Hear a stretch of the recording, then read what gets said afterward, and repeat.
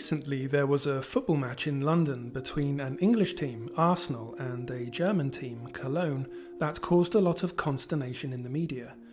20,000 Cologne fans travelled all the way from Germany for the game, and there was a lot of chaos and disorder on the streets and some fighting inside the stadium. As I watched these thousands of young white German men screaming for their team, I couldn't help but notice where they were from: Cologne. Cologne is the city that will be forever etched into my mind as the place where, on New Year's Eve 2015, around 1,200 defenceless white German women were sexually assaulted by Muslim immigrant gangs.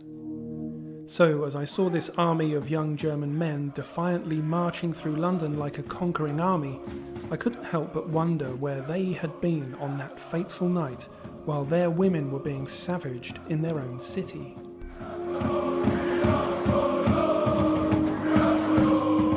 The modern phenomenon of watching sports has bothered me for a while. It bothers me because most days of the week you can see huge crowds of young white men, their faces contorted with rage over a poor refereeing decision or a wayward shot on goal. But where is their rage at how their countries are being destroyed by their politicians? Where is their rage at the invading hordes of third world immigrants living off their tax money?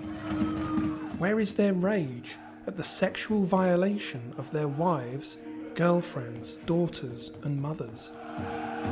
I guess these men save up all their rage for match day.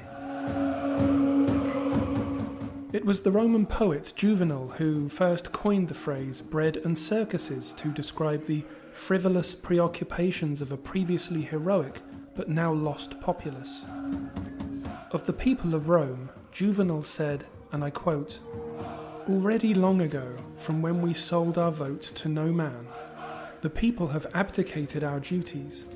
For the people who once upon a time handed out military command, high civil office, legions, everything now restrains itself and anxiously hopes for just two things: bread and circuses." Unquote. The bread and circuses were the free wheat and public entertainment the politicians used to gain the favour of the masses. I see today's popular culture of football, TV and drinking as much the same thing, i.e. ways of diverting attention from the real issues and maintaining the power of those overseeing the decline. As in Rome, the men of modern Europe have become infantilized by a system that glorifies trivialities. These men have become so feeble-minded that all they can think about, all they can muster any passion for, is watching a bunch of foreign millionaires kicking a ball around while their heritage, traditions and very way of life are stripped away from them.